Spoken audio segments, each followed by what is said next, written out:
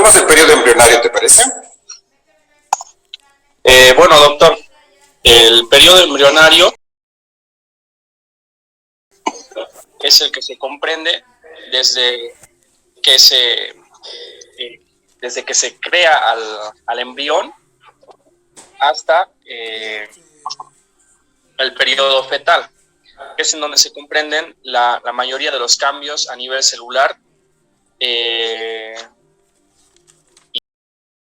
y a nivel celular y hormonal.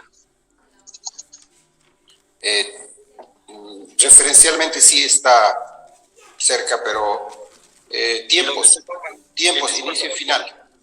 Sí, donde se forman todos los aparatos, los sistemas del embrión, y este proceso es conocido también como la organogénesis, y comprende desde la cuarta semana hasta la octava semana. Ya, ¿cómo definirías embrión? Bueno, embrión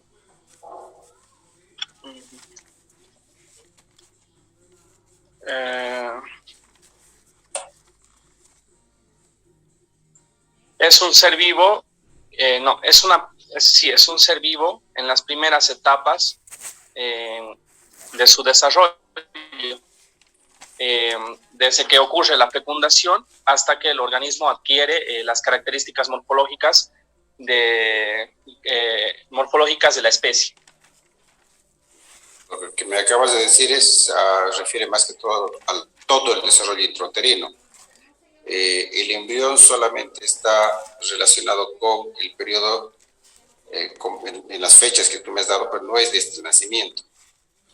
Sí. Y bueno, más o menos. Si quisiéramos definir embrión, hay mucha controversia en cuanto a decir si embrión es un ser vivo, completamente vivo, si de hecho es una estructura anatómica embriológica, viéndolo desde el punto de vista anatómico.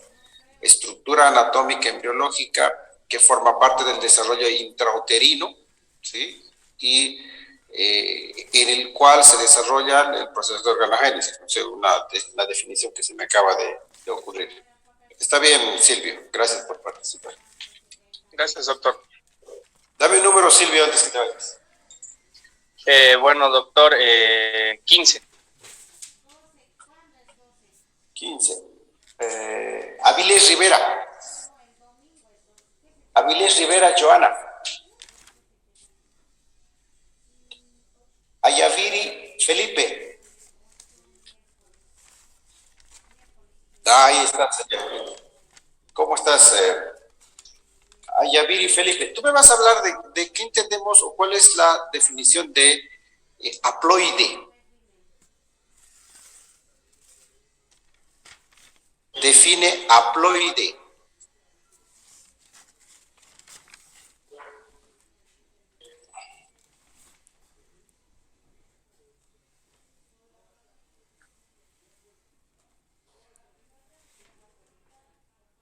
¿Y algo más?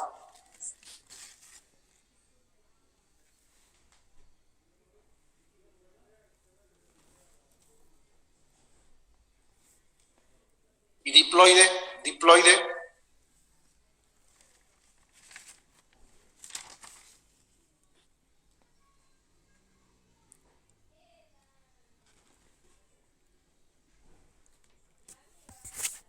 ¿Nada? No está mal lo que me has dicho, pero...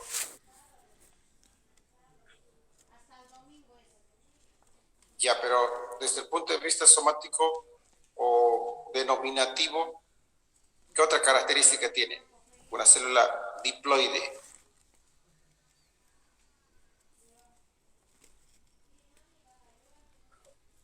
Ya, pero independientemente desde el punto de vista cromosómico, desde el punto de vista somático, ¿qué otra característica puedes indicarme? No solamente esa del punto de vista cromosómico. Célula diploide, ¿dónde está? ¿Cuáles son células diploides? ¿A qué se conoce como célula diploide?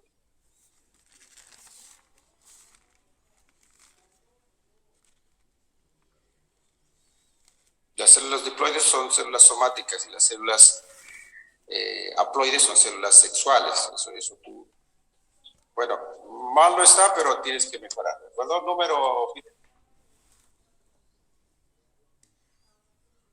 Ya, permíteme que haga mi registro biométrico.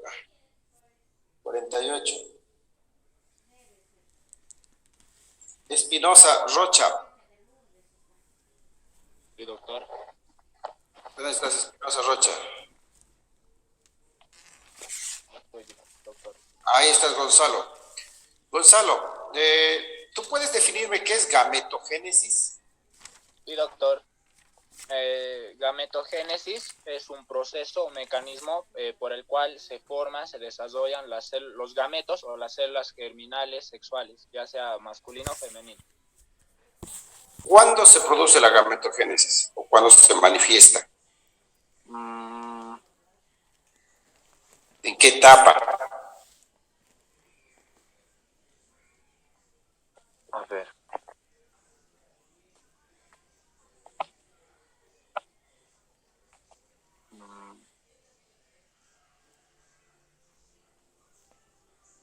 Vuelve a darme el concepto. Vas a sacar ahí lo que te estoy preguntando. Ya, es un proceso, mecanismo por el cual se forman los gametos o las células germinales sexuales masculinas O femeninas. o femeninas. Por eso, ahora, ¿cuándo se forman las células sexuales masculinas o femeninas? Las masculinas en la pubertad y las femeninas antes del nacimiento, en la vida intrauterina, y después ya en la pubertad terminan de madurar. Ya. Gonzalo, en realidad las células sexuales se forman juntas, casi al mismo tiempo, ya sean femeninas o masculinas, dentro de la vida intrauterina. Lo que tú me estás explicando es la maduración. O sea, las células, los gametos masculinos maduran en la pubertad, y los gametos femeninos también lo hacen en la pubertad, pero en diferentes tiempos. ¿Sí? Entonces, pero se forman en la vida intrauterina. ¿De acuerdo? O sea, es muy diferente lo que tú me estás explicando. Bueno, pero no está mal. Gonzalo, número. 80.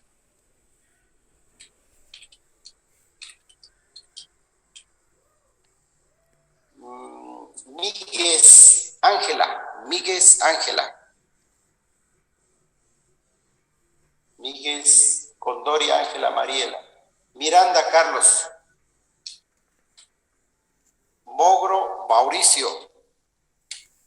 Montero Torres. Montes Mamani. Montoya Carla. Nogales Quiroga.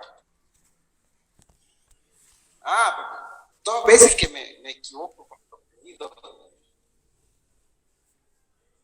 Te dije Montoya, es Moyota. Perdón. Ya, ahora sí. Carla, tú me vas a explicar qué es la espermiogénesis y qué etapas tiene.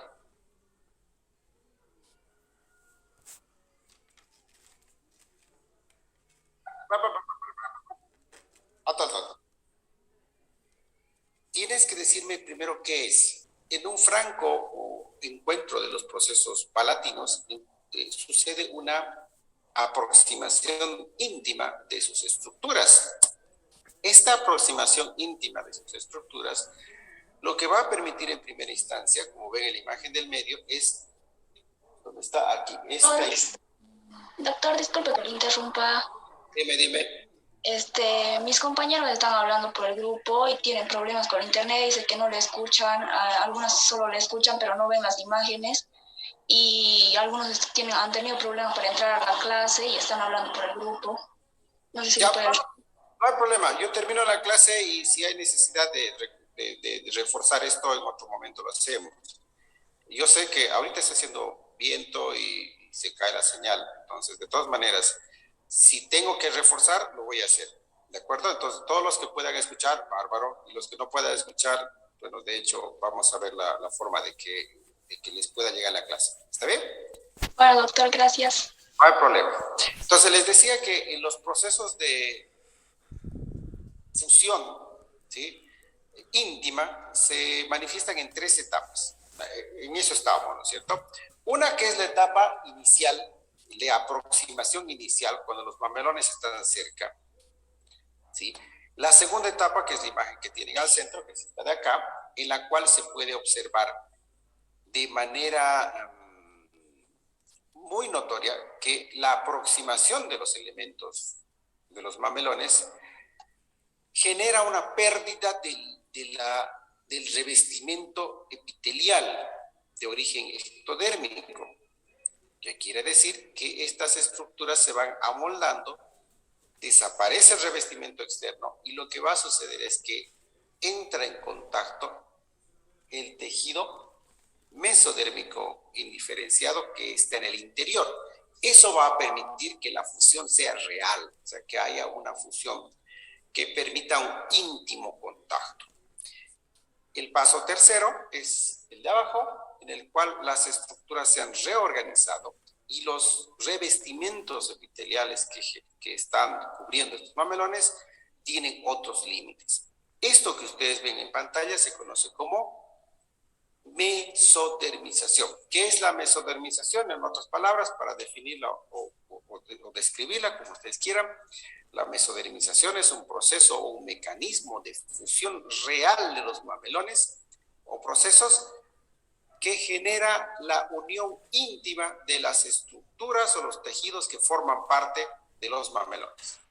A diferencia de la consolidación remodeladora, que de hecho es una fusión aparente. ¿Por qué? Les decía fusión aparente porque en realidad fusión entre 2 estructuras no hay. Lo que hace la consolidación remodeladora o fusión aparente es que nivela las superficies que se encuentran en, si vale repetir, desniveladas o con demasiadas o con superficies profundas o con porciones de tejido en relieve. ¿Qué quiere decir? Vean la primera imagen, la de arriba, tengo 2, ¿por dónde está mi ratón? Se perdió mi ratón. Uy, ya perdí el ratón. Aquí está, a ver si sigo el ratón. Ah, aparece. Entonces, tengo 2 procesos, ¿sí? 2 procesos que están levantados y tengo en la parte media un surco, una depresión.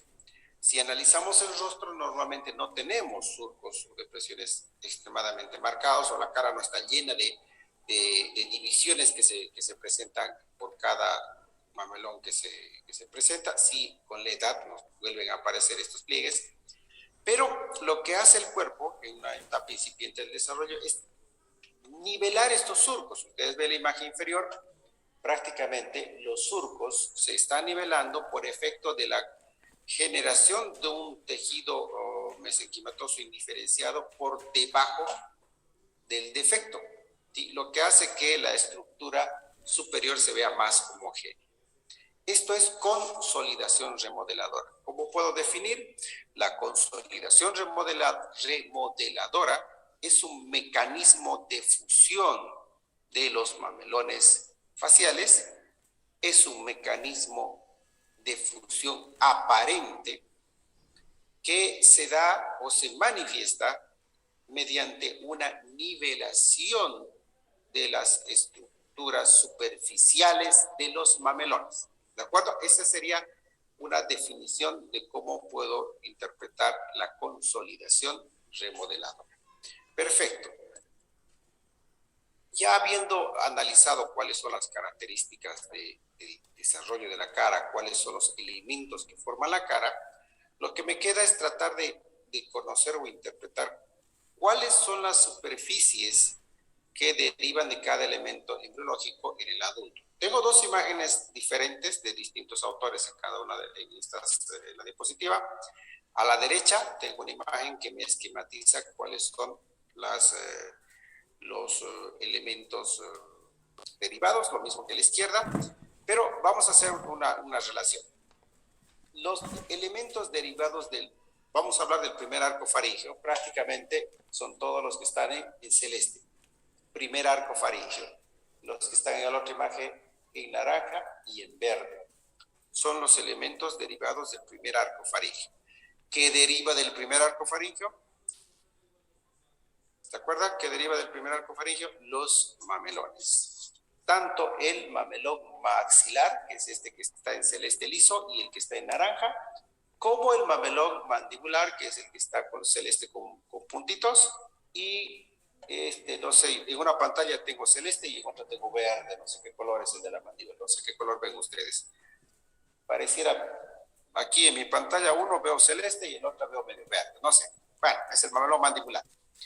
Por otra parte, si bien les decía que el mamelón frontonasal, el que está pigmentado en verde y el que está pigmentado en gris con líneas verticales, este mamelón frontonasal no forma parte directa de la cara. ¿Por qué? Porque forma parte de la porción anterior e inferior del cráneo. Pero ¿por qué se considera este mamelón como elemento formador de la cara? Por el simple hecho de que proyecta dos mamelones en la parte media anterior que generan los mamelones nasales, y esos sí forman parte directa de la cara. Y los tenemos aquí, fíjense, los mamelones nasales mediales, estos de acá, que prácticamente son estos, que según los autores,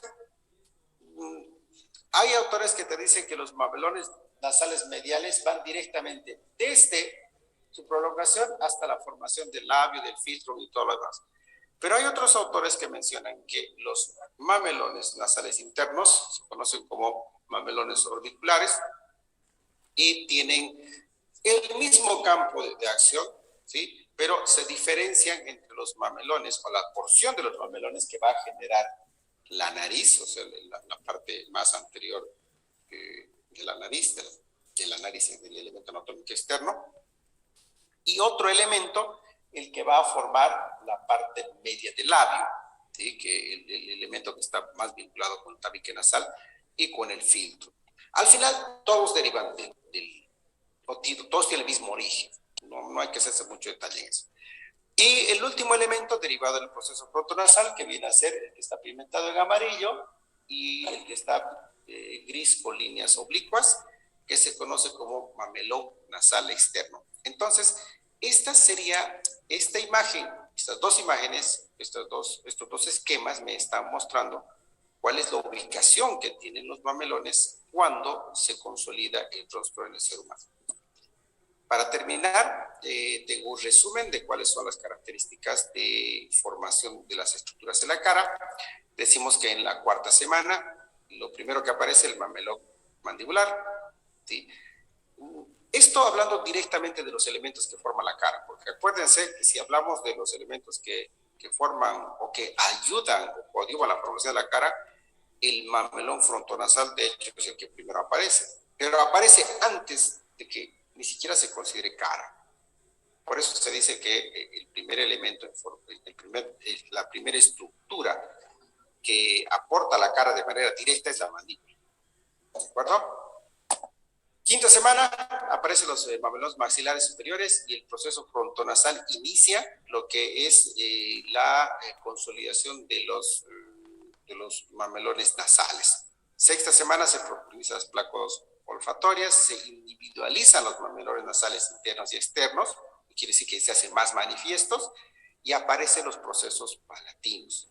Séptima semana se completa la formación del sector intermaxilar, se horizontalizan los procesos palatinos, con eso se consolida y delimita lo que es el paladar definitivo. Sexta semana la cara ya tiene octava semana la cara ya tiene un aspecto humano. Novena semana dice inicio de modificación de las proporciones faciales. Acuérdense que un tiempo hablábamos de cuáles son las características volumétricas del desarrollo del periodo fetal. A partir de la novena semana es cuando, si estamos analizando las definiciones del periodo fetal, yo les dejé un video el otro día en el cual se analizaban distintos autores con respecto a las delimitaciones del proceso embrionario y el proceso fetal. La verdad, no me complico mucho con eso, y lo que tomamos en cuenta nosotros no son las 8 semanas, ¿sí? Sino vamos a tomar en cuenta unas cuantas semanas más, ¿sí? normalmente el promedio de los autores lo que indica es que estamos hablando entre 10 a 12 semanas de finalización del proceso embrionario e inicio del proceso fetal. Por eso se dice que más o menos en la 9ª semana, más o menos cuando está terminando el periodo embrionario y se está iniciando el periodo fetal, es cuando las estructuras faciales de la cara, proporcionalmente hablando, tienden a generar cambios, y es en el mismo momento en el cual la consolidación remodeladora completa lo que es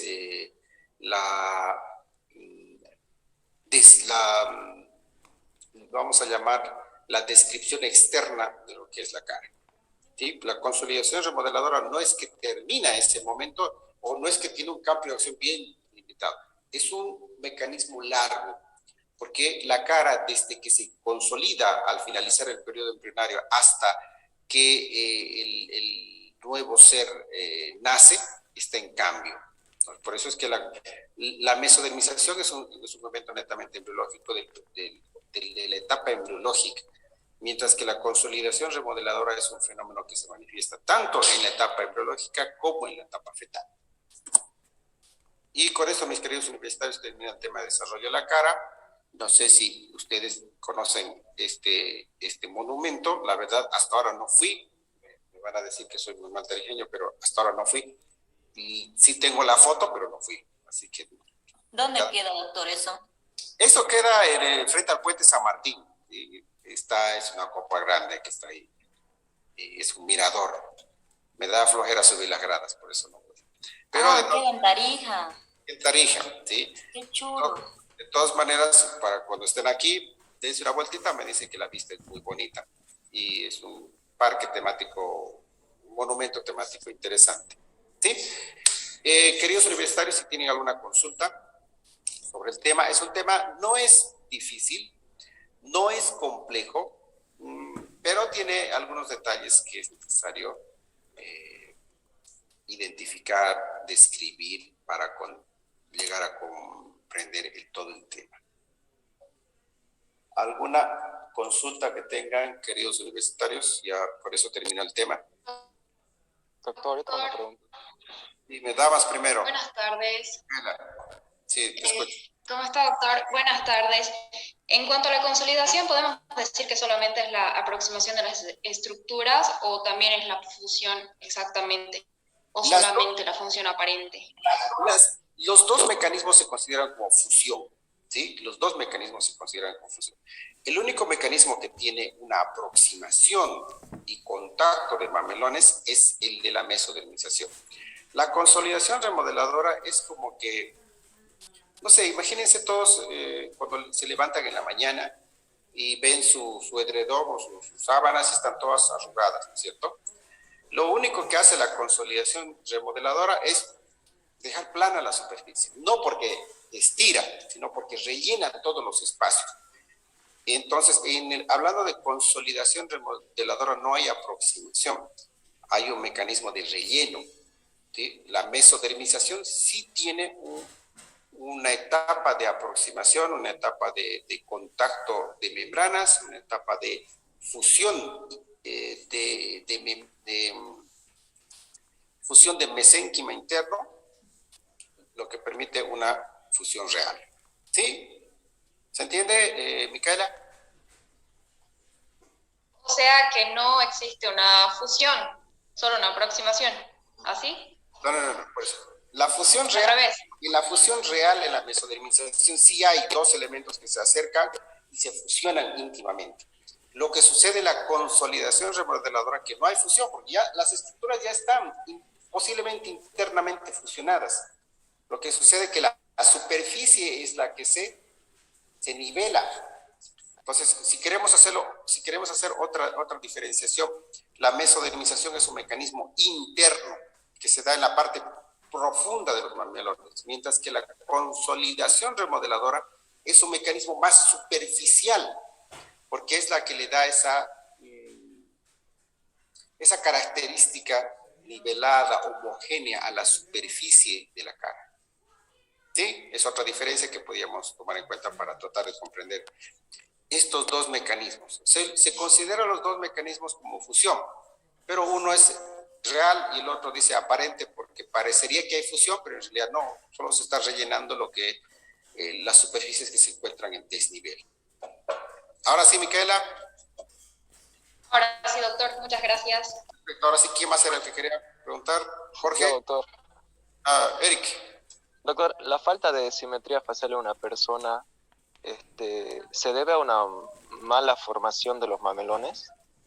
Bueno, en realidad todos los seres humanos tenemos una asimetría facial fisiológica. Por eso es que alguna vez ustedes han visto el ejercicio de tomarse una foto y solo utilizar la mitad izquierda y desdoblar la mitad izquierda o desdoblar la mitad derecha, y no son ustedes, cambia sus características, porque de hecho tenemos características muy diferenciadas en nuestro rostro, a la derecha o a la izquierda, por el hecho de que nuestras órbitas no son niveladas, nuestra nariz siempre está desviada a derecha o izquierda, las comisuras nunca están al mismo nivel, pasa lo mismo con las comisuras de los ojos. Entonces, como todo se va generando en distinto momento y tanto de derecha y de izquierda, yo tengo mamelones que van de la derecha y mamelones que van de la izquierda, no va a haber una simetría exacta, ¿sí? Ni siquiera en la mandíbula.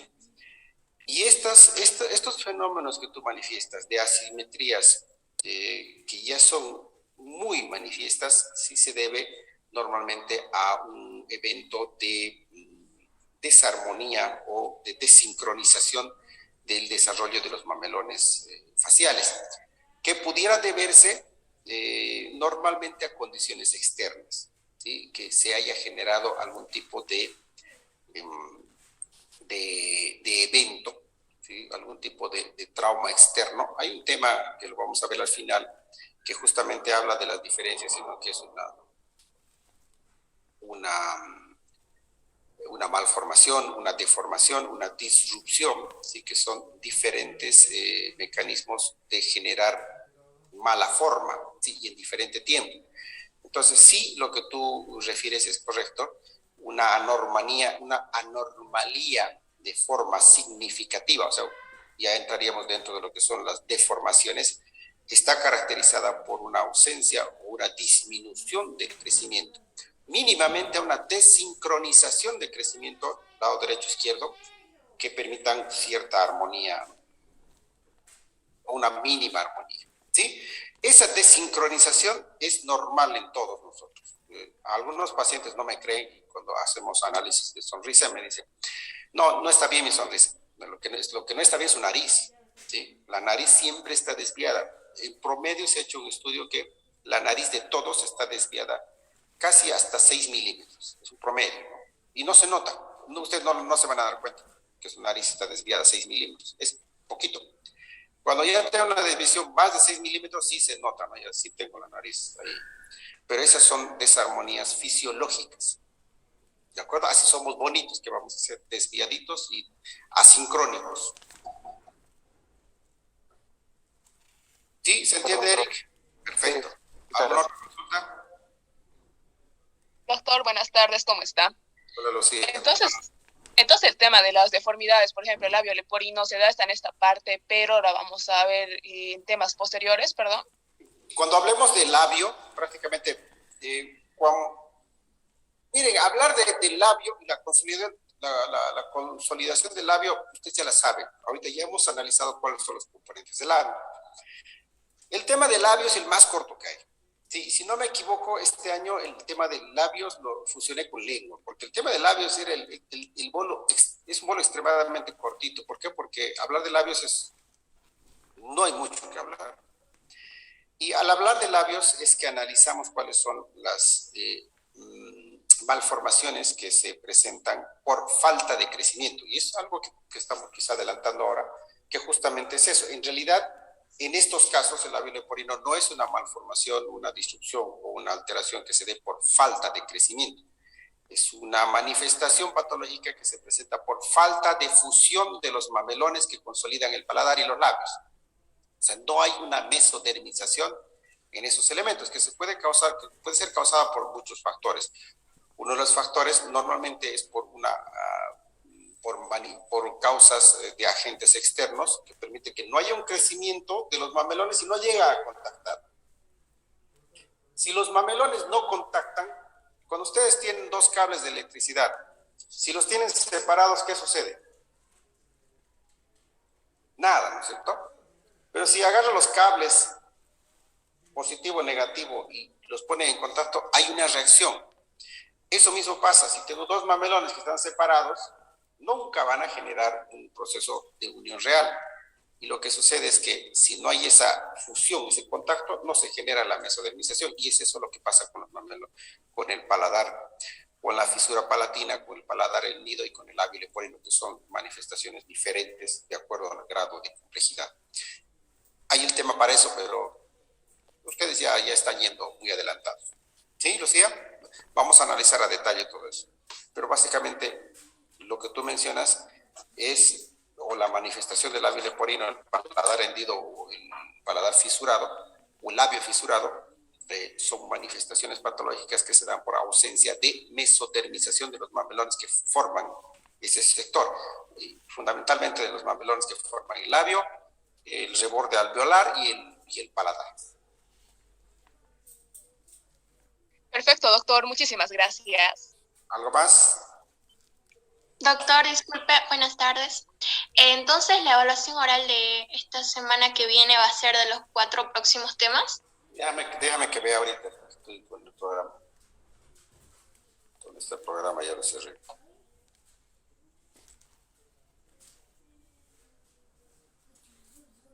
Sí, en realidad sí. Los 4 siguientes, ya les voy a indicar de cuáles son. Los 4 siguientes en el tema, si no me equivoco, es primera semana, segunda semana, tercera semana y de la tercera a la octava semana. Creo que es, si no me equivoco. Prácticamente todos bien parecidos, así que no hay mucho donde perderse. Sí vamos a estar posiblemente más tiempo con esta evaluación porque sí quisiera que todos tengan una evaluación de esos temas. No sé si era con ustedes o el otro grupo me preguntaba si me toca 2 veces, ¿puedo dar? Sí. Si por azar les toca 2 veces, ustedes pueden dar. Mientras más evaluaciones orales tengan, mucho mejor para ustedes. Si en la primera sacaron una nota regular, la segunda puede sacar una mejor nota y así una mejor nota. Cuando estamos en la modalidad presencial, mínimamente tienen que dar 8 evaluaciones orales en clases, ¿no? Pero bueno, vamos a ver hasta dónde podemos llegar con ustedes. Así que los dejo, si no tienen alguna otra consulta, estén atentos a la plataforma, por favor. Voy a habilitar las guías en este momento para que ustedes ya puedan subir las guías como tarea. Gracias, doctor. Hasta luego. Que les vaya bien, hasta luego. Hasta luego, doctor. Se cuida.